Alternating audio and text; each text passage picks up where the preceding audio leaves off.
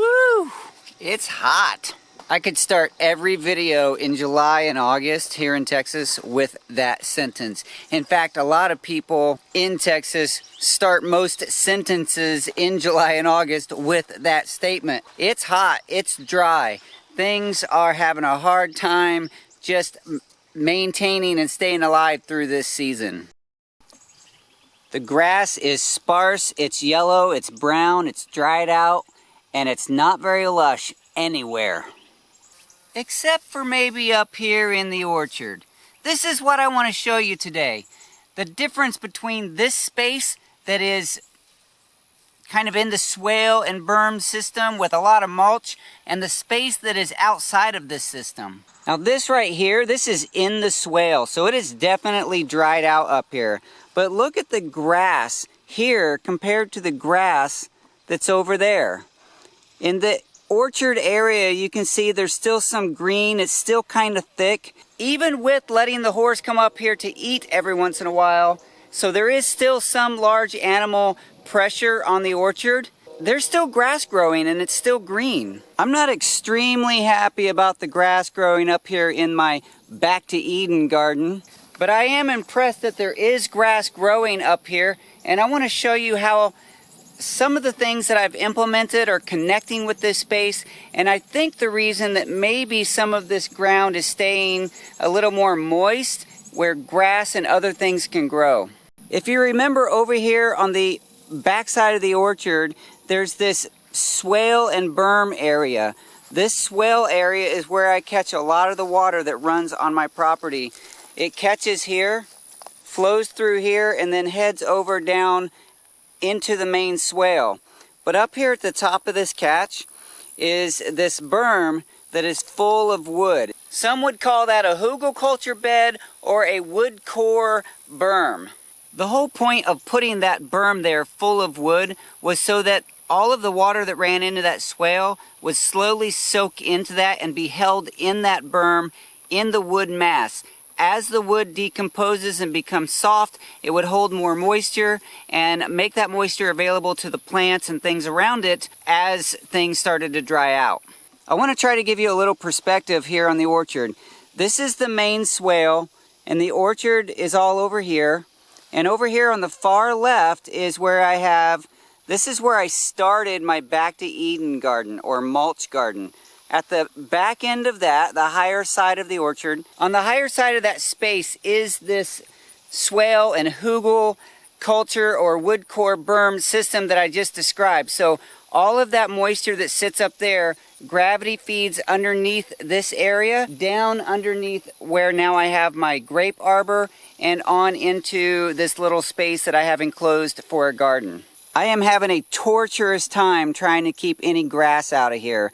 This Bermuda grass is growing like crazy. I've pretty much decided that I'm just going to give up on trying to get the grass out, because I could put cardboard and mulch on this every 6 months and the grass would just grow right over the top of it. That's what Bermuda grass does. So I'm about ready to give up that fight and just work with nature instead of against it. Now in this space that I've identified as my garden, that's where I'm going to keep more mulch and try to keep the grass out. Over here around the grapes, I'm not even going to try that hard. I might weed it by hand and then mulch up around the grapes, but I'm not going to try to keep all of this grass free. Speaking of grapes, my grape arbor, when I planted it, I put 8 grape plants on it. 6 out of 8 plants are doing great. 2 of them, well, I think 1 is dead and another one is suffering, but 6 out of 8 are doing fine. And this one right here is taller than I am. I'm standing up right now, and this is probably close to 6 feet tall right here. Okay, 5'9". Some of these other grape plants, they're not quite as tall, but they still look pretty good. They have some spots on them, but the leaves are mostly green. The plants are growing. This one's suffering. This one's doing great. And on the back row over here, again, those look pretty good. The one that was planted over here, I think it's gone. But then there's one on the end that again is doing okay. I do want to point out that I haven't watered these grapes at all except for the very first day that I planted them. When I put them in the hole, I poured a few gallons of water on each plant, and that was it. That's all they've had for supplemental watering, except for the one plant that did die a few times because I saw it suffering. I did water that one, but the rest of them have not had any additional water. Leads me to the next bit of this story that I'm very impressed with. In the corner of this garden, we're going to go inside and I'm going to show you this tomato plant.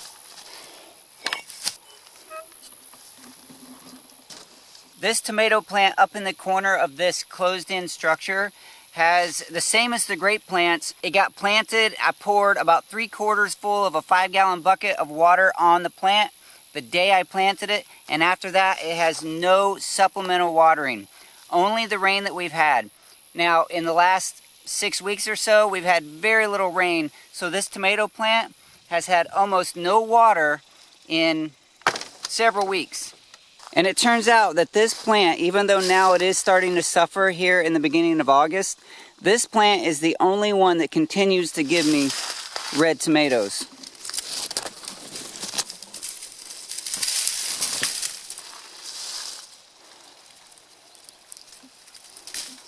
Most everything in this space is dead and gone. My green beans are gone. This tomato plant is suffering really bad. I have a few what I think is sorghum plants. I don't know exactly what they are. They came up on their own and they're looking really bad. They're still green. They're about ready to drop all their seeds. They're looking bad. One pepper plant that's sort of trying to hang on, but mostly the only thing that is holding on in here is this corner tomato plant. This space inside this enclosed area is where I built it up. I put some compost, I put the mulch. Initially, I had maybe 8 inches of mulch on top of this soil, and it composted down pretty well, but at one point we had several rains, and on the back side of this, I lost most of that mulch and even some of the soil. So the back side of this has only the mulch that I put on it this season, which is mostly the leaves. Up in this front area, it did retain a lot of that original mulch, so there's a pretty good layer of compost and mulch up in this corner where that tomato plant is growing. Just for fun, let's take a look at this soil. Not exactly what I expected. This is dry right here. It appears that most of the mulch has composted down and turned into soil and dried out. The only thing I have on top are these leaves. That's very dry.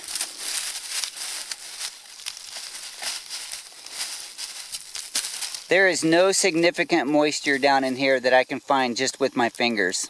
Somehow that one tomato plant has tapped into some moisture hidden somewhere that we can't see it. Everything up here is pretty dry, but the grass in the orchard is still fairly lush and green, and this one tomato continues to prove that something is going right up here.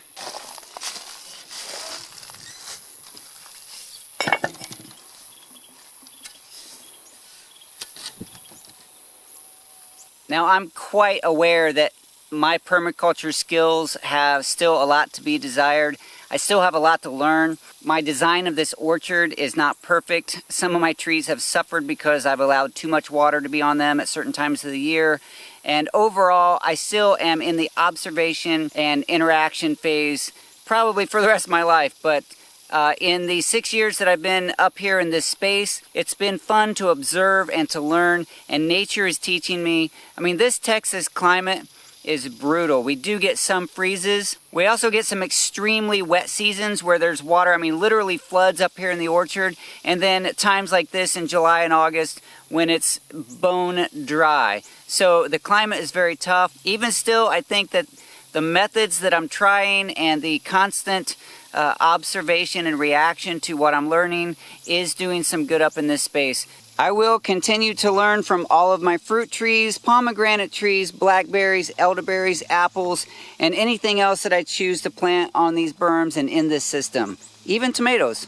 I have been told by several people here in Texas that if I want this orchard to perform really well, eventually I will need to put some supplemental irrigation up here so that through July and August I can keep things a little more moist. I will do that probably this fall, but until then I have enjoyed the years of just the education that this space has given me, and I look forward to continue learning like that. I thank you so much. I thank you so much for being here with me through it all, to encourage me and teach me through your comments that you leave below. Coco would like very much for you to subscribe to this channel. Also, give me a thumbs up. The thumbs up lets YouTube know that you appreciate what's going on here on the Daddy Kerps farm.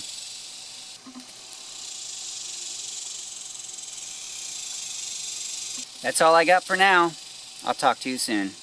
Coco, I love tomatoes, and I know you probably do too, but it's not good for you. You need grass. You need grass.